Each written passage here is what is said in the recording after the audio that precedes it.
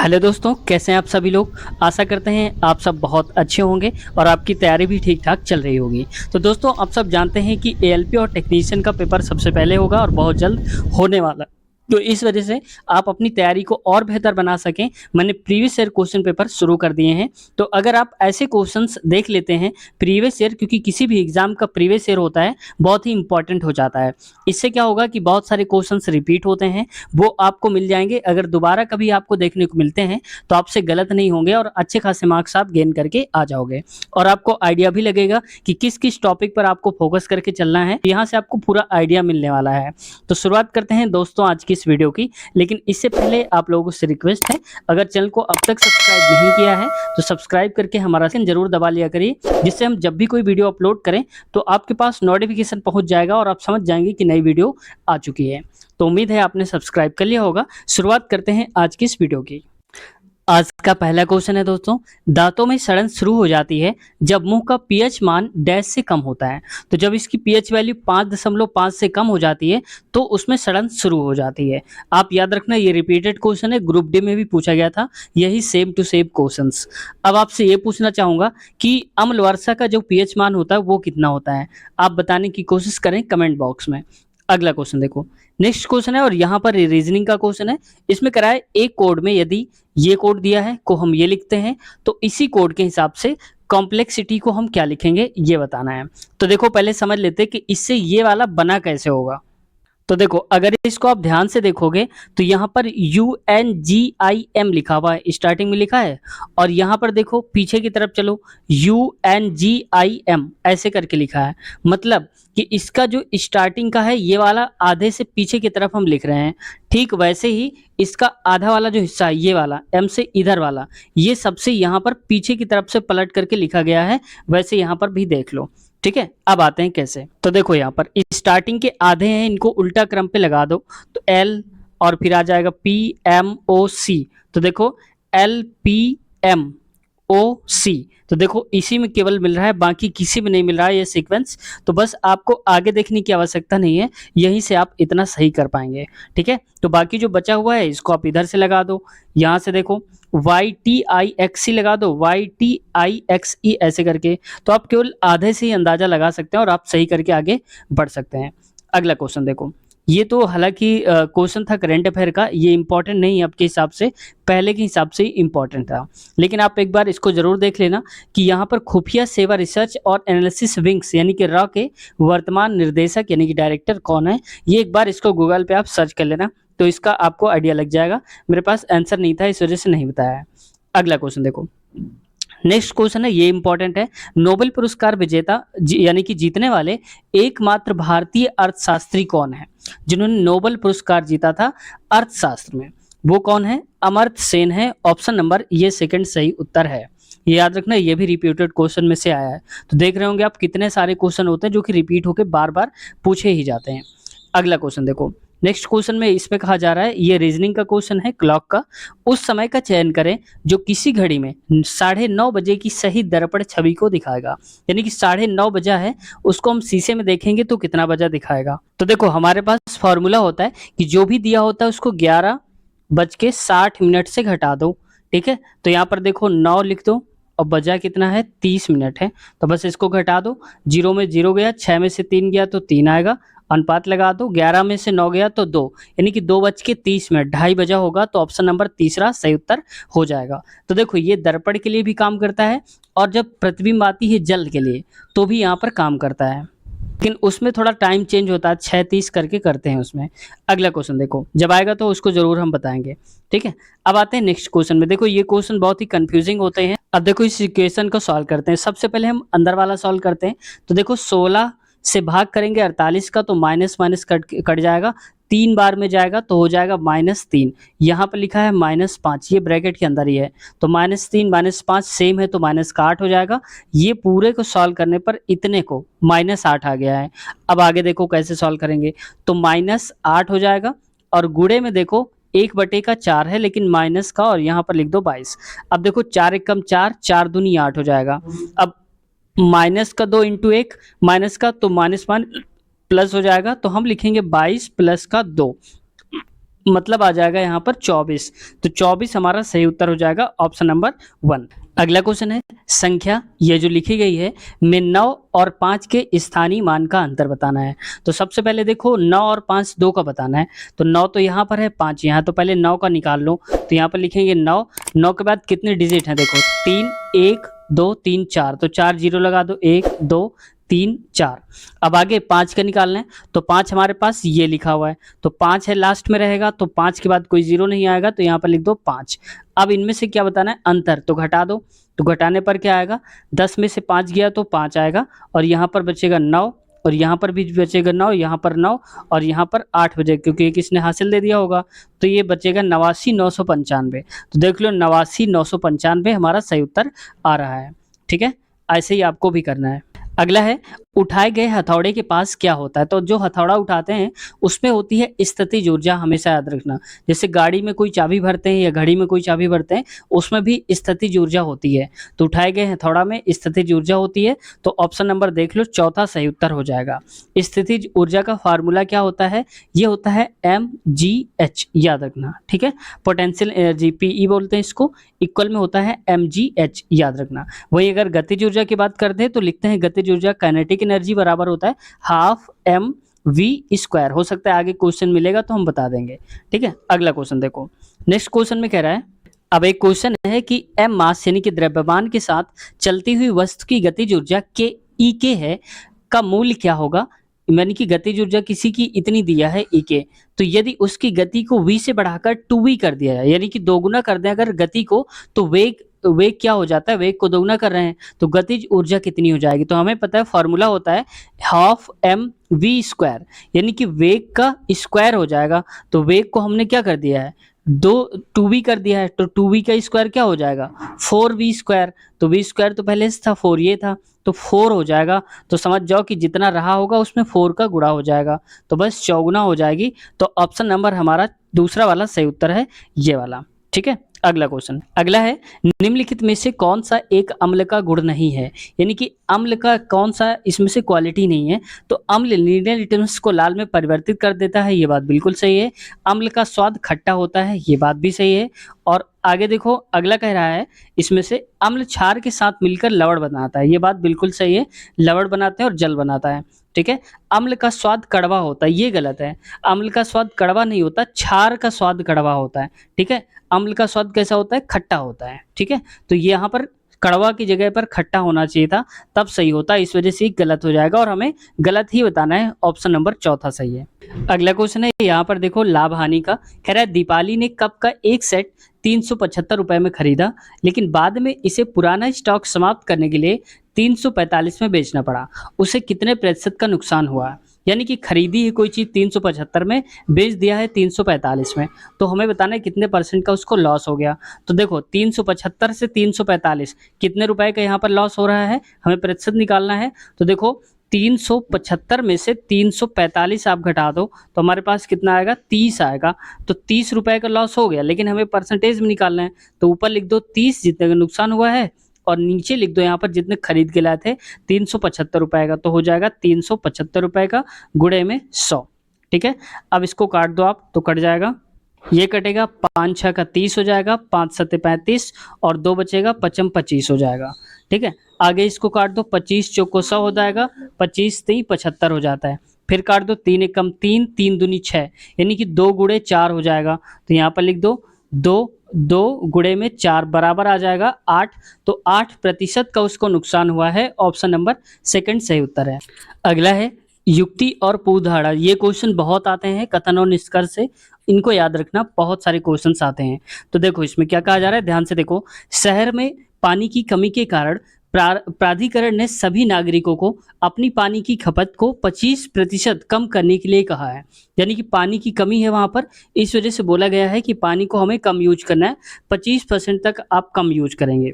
अब हम धारणा क्या बना सकते हैं, धारणा इससे ये बना सकते हैं अधिकांश नागरिक अपनी पानी की खपत को कम कर सकते हैं। तो भाई कम कर सकते हैं तभी तो ये बोला जा रहा है, अगर ये पहले से पॉसिबल ना होता तो ऐसा स्टेटमेंट बोला ही नहीं जाता। इसका मतलब कम करना संभव है, तो पहला सही है। दूसरा क्या है, कई कार्यकर्ता प्राधिकरण द्वारा दी गई इस सलाह का विरोध कर सकते हैं। अब देखो विरोध करें या ना करें, लेकिन ये बात तो पक्की है कि जब इन्हें ये पहले से पता हो जाए कि हमारी बात कोई मानेगा नहीं तो बात कहते ही नहीं। तो कोई भी एजेप्शन होता है उसको इसीलिए हम कहते हैं क्योंकि हमारी बात को मानेंगे। तो यहाँ पर हम ये मान के चलते हैं कि बहुत सारे लोग इसकी बात को मानेंगे, विरोध करने की बात नहीं है। ठीक है, तो यहाँ पर हम मान के चलेंगे कि हमारा जो सही उत्तर है वो केवल पहला है, दूसरे में विरोध कर रहे हैं। तो जबकि विरोध समझ के थोड़ी ना बोला जाता है, कोई स्टेटमेंट बोलते हैं उसको ताकि फॉलो करेंगे लोग, ये सोचकर हम बोलते हैं। तो सही उत्तर हो जाएगा केवल पहला है। तो ऑप्शन नंबर आप यहाँ पर देख लो, चौथा वाला सही है, केवल पूर्ण धारा फर्स्ट अंतर्निहित है। अगला क्वेश्चन है, मानव नरों में मूत्र और वीर्य के प्रवाह के लिए एक ही अनांग है जिसे डैश कहते हैं, तो इसको यूरेथ्रा कहते हैं, यानी कि मूत्र मार्ग कहते हैं। ऑप्शन नंबर पहला सही उत्तर इसका हो जाएगा। नेक्स्ट क्वेश्चन में आते हैं, और नेक्स्ट क्वेश्चन में कहा जाता है, यहाँ पर केमिस्ट्री का क्वेश्चन है, एम कक्ष में शामिल हो सकने वाले इलेक्ट्रॉनों की अधिकतम संख्या कितनी होती है। तो देखो हमारे पास फॉर्मूला क्या होता है, इसमें अगर कहेंगे के एल एम एन ऐसे करके 1 2 3 और 4, तो फार्मूला होता है 2n²। तो देख लो कितने नंबर पे आ रहा है, ये आ रहा है तीसरे नंबर पे। तो तीसरे नंबर यानी कि n की वैल्यू 3 हो जाएगी, तो हम लिखेंगे 2 गुणे 3 का स्क्वायर, तो 3 3 का 9 और 9 दूनी 18। तो सही उत्तर जो हमारा हो जाएगा वो हो जाएगा 18। तो अधिकतम इलेक्ट्रॉन 18 हो सकते हैं।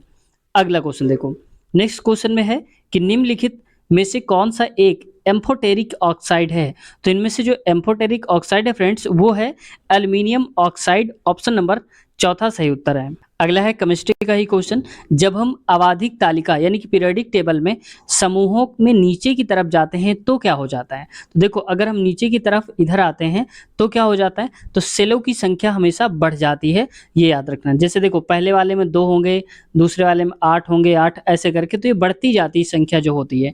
तो ऑप्शन नंबर तीसरा सही उत्तर इसका है। ऊतक क्या होता है। तो ऊतक क्या होता है, तो ऊतक वो होता है फ्रेंड्स कि वे कोशिकाएं जो मूल रूप से दिखने में और कार्य करने में समान होती हैं, यानी कि एक ही जैसी कोशिकाएं होती हैं, काम भी सेम करें और देखने में भी एक ही जैसी हो, उनको हम ऊतक यानी कि टिश्यूज बोलते हैं। ऑप्शन नंबर दूसरा सही उत्तर है। अगला है मैथ का, किसी संख्या के 28% का मान 35 है, संख्या ज्ञात करना है। तो मान लो कि किसी की 28% है, तो मान लो x का 28% हो जाएगा, तो हम कहेंगे x गुणे में 28 और परसेंटेज मतलब नीचे और बराबर में आ जाएगा 35। 7 से काट दो इसको, 7 पना 35 हो जाएगा, 7 चौक 28 हो जाएगा। इसको और भी अगर हम काटेंगे तो 4 एक कम 4 और ये कट जाएगा 25 बार में, तो हम लिखेंगे इसको और भी आगे लिख दे रहे हैं, तो ये हो जाएगा 21 बटे में आ जाएगा यहाँ पर 25 और यहाँ पर आ जाएगा 5। तो देखो इसका मल्टीप्लाई यहाँ हो जाएगा, तो x इक्वल हो जाएगा 25 गुणे में 5 बराबर आ जाएगा 25 पंचे 125। तो ऑप्शन नंबर पहला ही हमारा सही उत्तर है। नेक्स्ट क्वेश्चन देखो, ये करंट अफेयर का क्वेश्चन है। देखो 2022 में पेपर हुआ था तो वही पूछा गया था, ये अब आपके काम का नहीं है इसलिए मैं इसको नहीं बता रहा हूँ। अगला क्वेश्चन और ये है पाई चार्ट का। तो वृत्त पाई चार्ट में कुछ फसलों के वार्षिक उत्पादन टन में दिए गए हैं, अब पढ़ते हैं।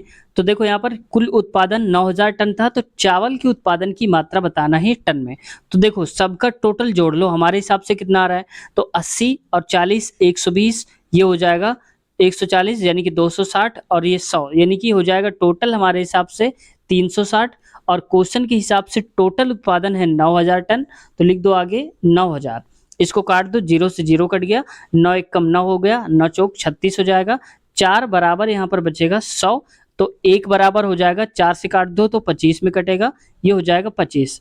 अब ये बताओ कि 1 की वैल्यू 25 आ गई है और बताना किसका है, चावल के उत्पादन की मात्रा। चावल कितना है हमारे हिसाब से 40%, यानी कि 1 की वैल्यू है 25, तो 40 की वैल्यू क्या होगी, 40 से गुणा करा दो, तो 25 चौको 100 हो जाएगा, तो लिखेंगे 100, एक जीरो बढ़ा दो तो 1000 हो जाएगा। तो ऑप्शन नंबर हमारा सही हो जाएगा 1000। तो देख लो कहाँ पर लिखा है, ऑप्शन तीसरा 1000, ये वाला सही उत्तर इसका हो जाएगा। समझ गए होंगे आप, ठीक है। अगला क्वेश्चन है, प्रश्न आकृति जल में बनने वाला सही प्रतिबिंब बताना है। तो देखो ये अगर छवि है इसकी, तो यहाँ पर ये कहेंगे कि मान लो कि ये वस्तु है, तो इसका प्रतिबिंब जल में कैसे बनेगा। तो जल में जैसे मान लो कोई चीज़ ऐसे है तो जल में बनने पर वो ऐसे हो जाती है, अगर कोई चीज़ ऐसे है तो जल में बनने पर कैसी हो जाएगी, ये हो जाएगी ऐसे। तो ऐसे समझ लो। ठीक वैसे ही देखो ये वाला जो हिस्सा है ये वाला, तो ये वाला हिस्सा अब कैसे हो जाएगा, ये हो जाएगा इस तरफ से हिस्सा कुछ ऐसे हो जाएगा। मान ली कि ये वाला जो है ये नोक नीचे की तरफ आ जाएगी। तो देख लो ये तो होगा नहीं, ये भी नहीं होगा और इसमें ऐसा तो कुछ बन ही नहीं रहा बीच में, तो केवल ये सही है, ऑप्शन नंबर बी सही उत्तर हो जाएगा। तो ऑप्शन बी देख लो किसमें सही है, तो ये भी देखो सही भी है, ऑप्शन नंबर चौथा वाला सही है। ठीक है, अगले क्वेश्चन में आते हैं। नेक्स्ट क्वेश्चन है और इसमें कहा जा रहा है क्वेश्चन में, प्रारंभिक भारतीय दार्शनिक के अनुसार प्रत्येक वस्तु डैश मूल तत्वों से बनी है। यानी कि मूल तत्वों से बनी है, वो कितने मूल तत्व हैं, तो 5। तो कोई भी चीज दुनिया की जो है वो 5 चीजों से मिलकर के बनी है। आपने सुना होगा दार्शनिक के अनुसार छित जल पावक गगन समीरा पंच तत्व से बना शरीरा। वही है यहाँ पर कहा जा रहा है कि जल वायु आकाश। ठीक है, और एक मैंने आपके लिए लास्ट में छोड़ दिया है कि आपको बताना है एक और कौन सा आता है। 4 तो मैंने आपको बता दिए, इसमें से 5वां तत्व कौन सा आता है ये आपको बताना है। ठीक है, अगला क्वेश्चन देखो। नेक्स्ट क्वेश्चन में आते हैं। अगला क्वेश्चन में कहा जा रहा है, निम्नलिखित में से किस क्षेत्र में सार्वजनिक उपलब्धि के लिए भारत सरकार द्वारा अर्जुन पुरस्कार दिए जाते हैं। यानी कि कुल मिलाकर कहना चाहता है कि अर्जुन पुरस्कार कौन से क्षेत्र में दिए जाते हैं। तो ये हमेशा याद रखना, अर्जुन पुरस्कार खेल के क्षेत्र में दिए जाते हैं और द्रोणाचार्य पुरस्कार भी खेल के क्षेत्र में, लेकिन ये उनको दिए जाते हैं जो वहाँ पर कोच होते हैं, जो खिलाड़ियों को ट्रेंड करते हैं, उनको सिखाते हैं, उनको द्रोणाचार्य पुरस्कार दिया जाता है। लेकिन यहाँ पर बात हो रही है केवल स्पोर्ट की खिलाड़ियों को, तो ये दिया जाता है, समझ गए होंगे आप, अर्जुन पुरस्कार। अगला क्वेश्चन देखो। नेक्स्ट क्वेश्चन है मैथ का और इसमें कहा जा रहा है, इतना दिया है वैल्यू 4/5, 2/3 और 5/7 का लासा बताना है। तो देखो जब कभी बटे में आता है भिन्न में, तो लासा अगर पूछा जाए तो ऊपर वाले का इन सब का लासा निकाल दो, नीचे वाले का मासा निकाल दो, बस आंसर आ जाएगा। तो देखो यहाँ पर लासा हो जाएगा 4, 2 और 5 का। तो इनमें से ऐसा नंबर देखो जो सब में कॉमन हो। सबसे बड़ा नंबर कौन सा है, 5 है। तो 5, अब देखो 5 के अंदर 2 नहीं आ रहा, 4 नहीं आ रहा, 5 को दोगुना कर दो तो आ जाएगा 10। तो देखो 4 से नहीं कटेगा 10, तो इसको हम कर दे रहे हैं 4 गुना, यानी कि 20 कर दे रहे हैं। तो अब देखो बड़े वाले नंबर का हमें दोगुना तिगुना चौगुना करते जाना है जब तक ये इसके अंदर वाले बचे हुए नंबर ना इसमें आ जाए। तो 20 हो गया, तो लासा तो 20 हो गया। नीचे हमें लिखना है मासा, किसका किसका, 5, 3 और 7 का। तो 5, 3 और 7 का यहाँ पर मासा क्या हो जाएगा, तो इनमें से कोई कॉमन नहीं है, सिर्फ एक कॉमन होगा, तो नीचे आ जाएगा 1। तो हम कहेंगे 20/1 को हम लिख देते हैं डायरेक्ट 20। तो सही उत्तर हमारा हो जाएगा ऑप्शन नंबर तीसरा 20 वाला। अगला क्वेश्चन देखो। अगला क्वेश्चन है, इसमें है, निम्नलिखित अभिव्यक्ति में उन चिन्हों की संख्या डैश है जिनके आगे अक्षर है और पीछे संख्या नहीं है। कुल मिला के कहना चाहता है कि ऐसा कौन सा चिन्ह है, जैसे मान लो कोई चिन्ह है, ये मान लो इसके आगे कोई अक्षर होना चाहिए। अक्षर का मतलब होता है जैसे कि ABCD वाला कोई लेटर होना चाहिए और इसके पीछे कोई नंबर 1 2 3 4 ये बिल्कुल नहीं होना चाहिए। ठीक है, तो इसमें से देख लो यहाँ पर कहाँ बन रहा है। तो देखो इसको जरा ध्यान से देखोगे तो ये है, लेकिन इसके आगे अक्षर है लेकिन पीछे नंबर है, तो ये तो नहीं होने वाला। फिर इसके आगे भी देखो सेम वैसे ही हो रहा है। ठीक है, इसमें भी ठीक वैसे ही देखो, आगे अक्षर है लेकिन पीछे संख्या है, तो नहीं होगा, आगे पीछे संख्या नहीं होनी चाहिए। अब देखो इसमें आगे अक्षर है, पीछे यहाँ पर ये दिया है, तो ये भी नहीं होने वाला। अब इसको देखो ध्यान से, तो यहाँ पर कह रहा है इसमें से देखो प्लस को, तो प्लस के आगे अक्षर है लेकिन पीछे संख्या नहीं है, फिर से अक्षर है। कुल मिला के इस क्वेश्चन को घुमा दिया था। कहना ये चाहिए था उसको साफ साफ कि ऐसा कौन सा चिन्ह है जिसके आगे भी कोई अक्षर हो और पीछे भी कोई अक्षर हो, ऐसा कहना चाहिए था। तो ये केवल ऑप्शन नंबर, यानी कि ये कहेंगे केवल हमारा ये वाला पेयर सही है, ये वाला। ठीक है, समझ गए। तो केवल एक ही बन रहा है, तो ऑप्शन नंबर दूसरा सही हो जाएगा, केवल एक ही जोड़ा ऐसा बन रहा है। तो दोस्तों आज की वीडियो को हम यहीं तक रखते हैं और इसके आगे वाले ये सारे के सारे जो क्वेश्चंस हैं वो हम अगले पार्ट में कवर करेंगे। तो आज की वीडियो कैसी लगी आप सभी को कमेंट सेक्शन में आप ज़रूर बताइए, या कुछ सुधार करवाना चाहते हैं या कुछ चाहते हैं कि चेंज होना चाहिए तो आप अपने हिसाब से बता सकते हैं। तो उम्मीद है आप अपनी प्रतिक्रिया ज़रूर देंगे और वीडियो कैसी लगी ज़रूर बताना है आपको। और हाँ, अब तक अगर आपने पिछले वाले पार्ट्स नहीं देखे हैं तो कमेंट में आप देख लेना, या फिर आप डिस्क्रिप्शन में इसी वीडियो के देख लेना, वहाँ पर लिंक मिल जाएगी, देख सकते हैं। या फिर आप पूरे देखना चाहते हैं स्टार्टिंग से, तो हमारे चैनल की प्लेलिस्ट में जाइएगा। प्लेलिस्ट हमने अलग से बता दिया है, रेलवे पिछले वर्ष पेपर, तो उस पर क्लिक करेंगे तो सारे पार्ट्स खुल करके आ जाएंगे। उसमें से एनटीपीसी भी, ग्रुप डी भी और एलपी टेक्नीशियन और बाकी सारे जो क्वेश्चंस बचते जाते हैं हम सारे उसमें साथ साथ करवाते जा रहे हैं। तो अच्छी खासी तैयारी हो जाएगी अगर आप इस चैनल को सब्सक्राइब कर लेते हैं, क्योंकि इसमें ऐसी ही वीडियोज़ आपको मिलने वाली हैं रेलवे से संबंधित। और हाँ, इसके साथ साथ अगर मैथ के भी आप चैप्टर देखना चाहते हैं, चैप्टर वाइज मैथ की तैयारी करना चाहते हैं, तो हमने अलग से प्लेलिस्ट बना दिया है मैथ्स वीडियोज़, गणित वीडियोज़। उस पर आप क्लिक करके सारे चैप्टर्स देख सकते हैं जो जो हमने करवाए हैं, और हमने बहुत आसान भाषा में बताया है बड़े से बड़े क्वेश्चन को कैसे सॉल्व कर सकते हैं। तो पार्ट 1 से स्टार्ट करिए किसी भी चैप्टर को, और जितने भी 3-4 पार्ट हैं उन सबको देख लीजिए। तो उस चैप्टर से जितने भी आपके डाउट्स हैं वो सारे के सारे क्लियर हो जाएंगे। तो कैसा भी क्वेश्चन आ जाए आप आसानी से आप सॉल्व कर पाएंगे। तो एक बार ज़रूर विजिट कर लेना और एक बार देख लेना कि क्या सच में ये बात है या फिर नहीं है। तो मिलते हैं नए वीडियो में। उम्मीद है चैनल को सब्सक्राइब कर लिया होगा। अपना ख्याल रखिए। Take care. Bye bye.